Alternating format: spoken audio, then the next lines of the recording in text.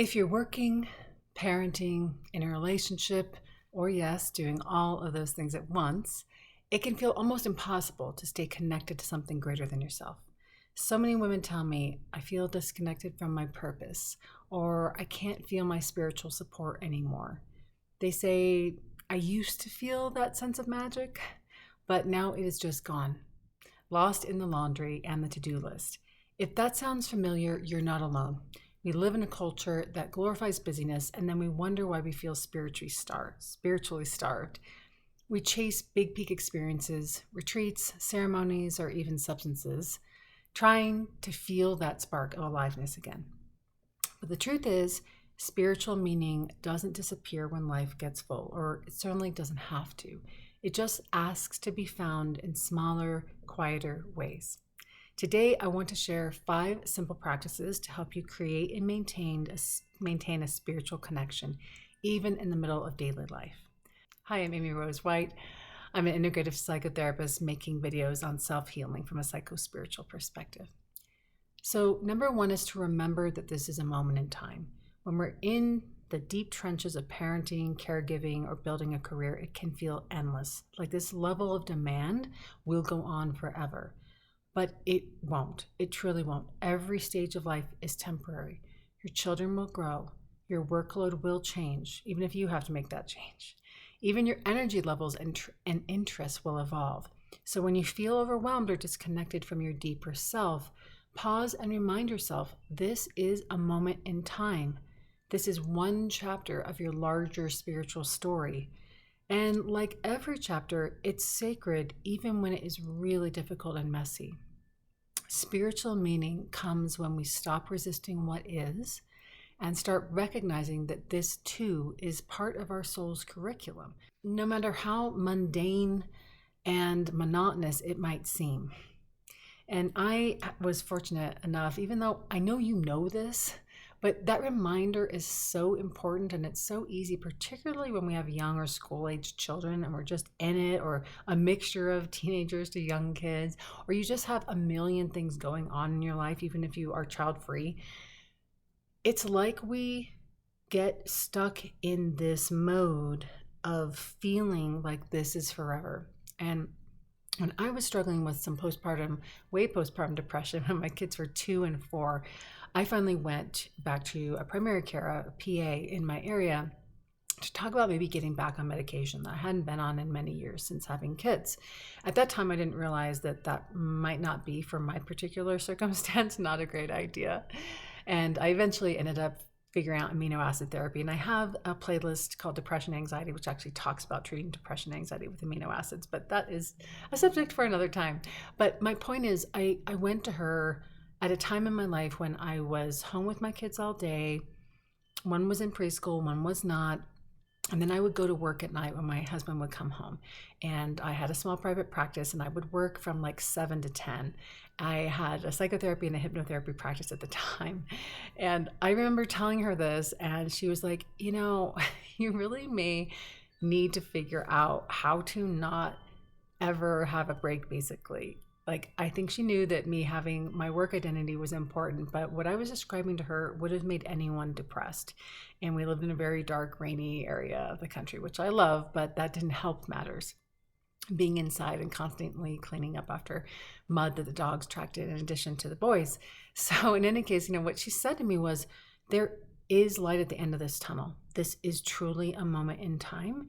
And you have something, like for me, which was a treatable medical condition, but part of it was also my mindset and my disconnect from the divine. That was a huge part of it, is that I felt really stuck, like this was never going to end.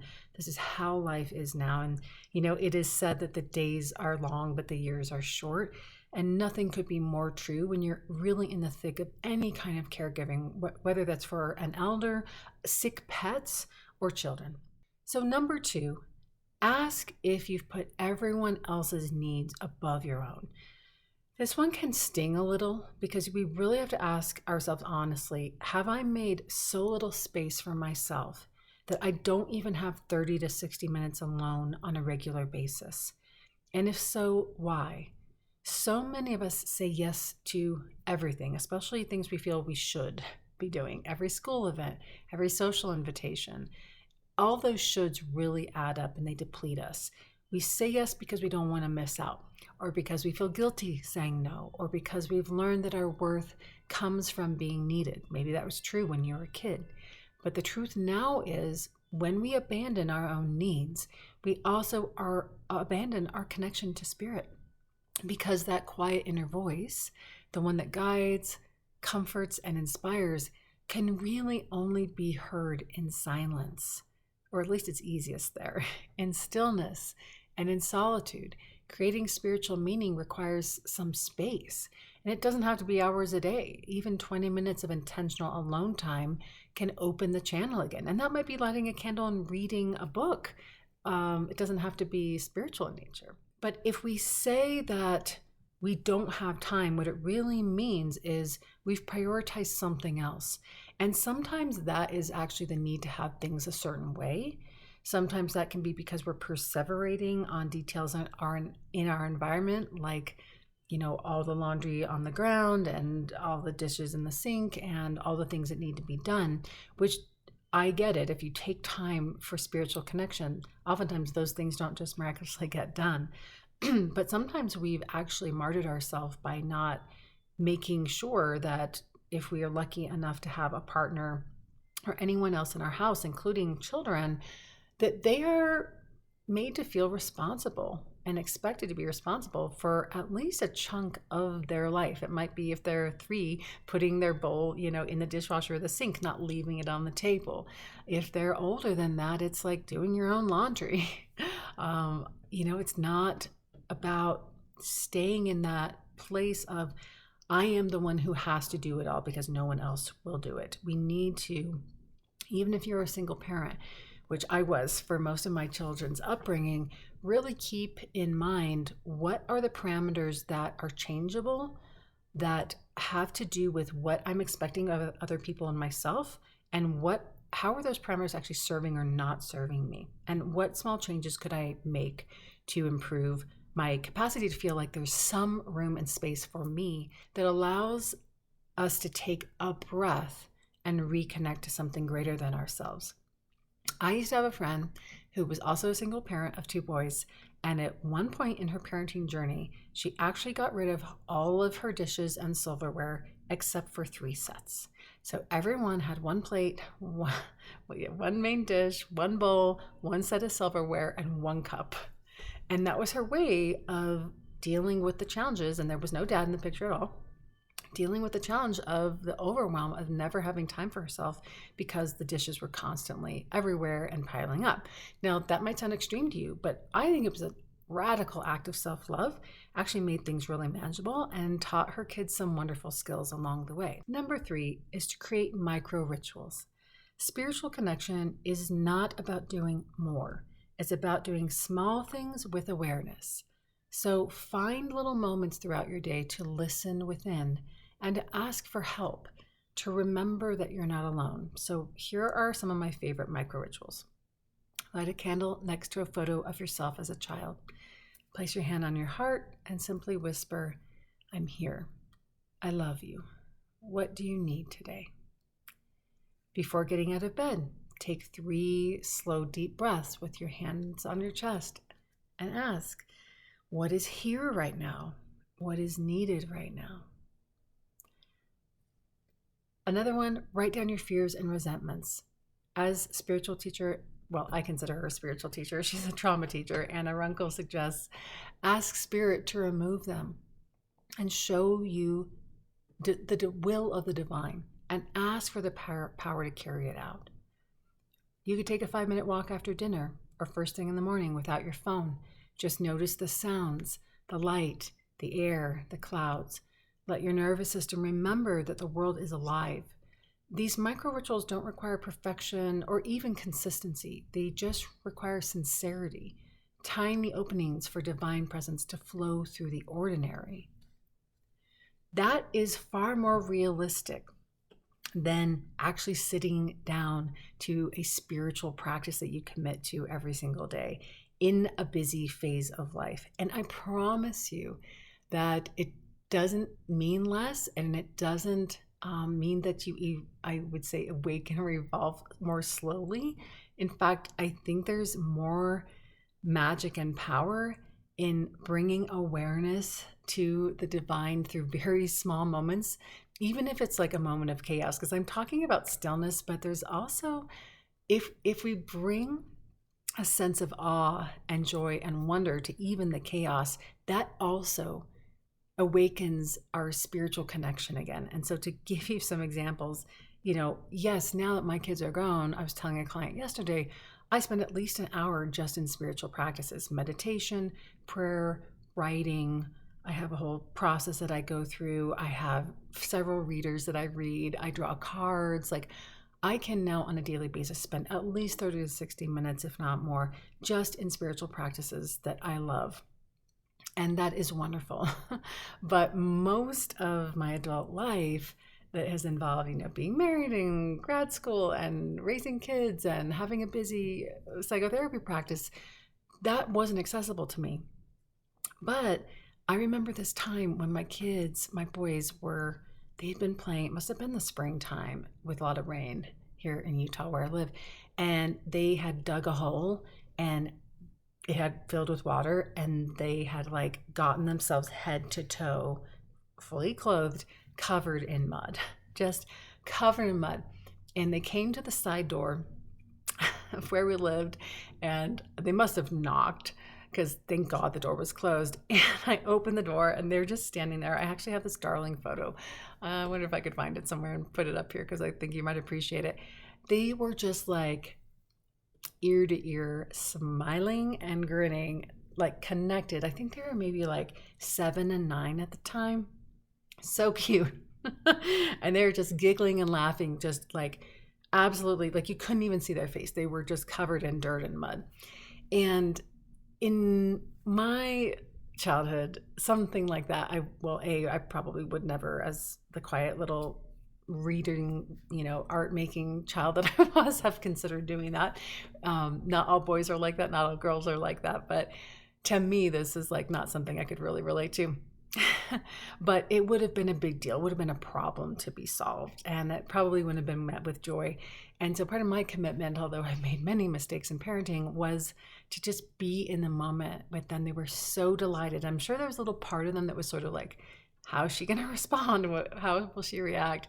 And of course, I just really allowed myself, I shouldn't say of course, I was lucky that in that moment, I was able to just laugh and smile and really receive that they were enjoying themselves so much, and that they felt safe enough to do something that was going to create this huge mess to deal with. I think once they were done, I was like, okay, everybody stripping right here outside the porch, then you're running and getting right in the bathtub, so that this is not a muddy mess absolutely everywhere in the house.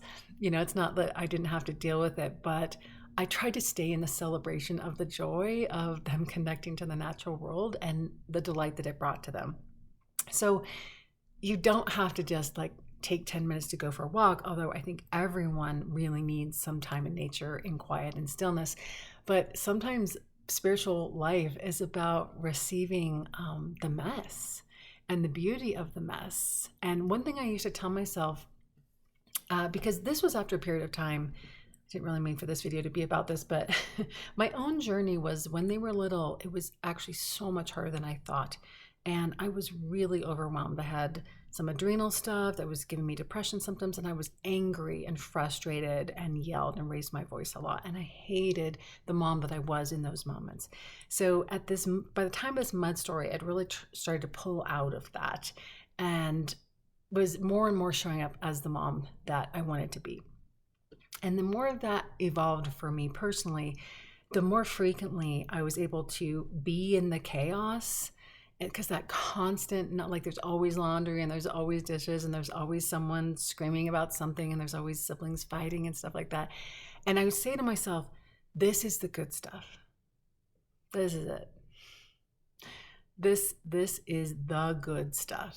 And that is just as much a spiritual practice as prayer, scripture, meditation, or anything else can be. So on that note, my next suggestion, number 4, is to commit to some kind of spiritual practice that does fit your real life.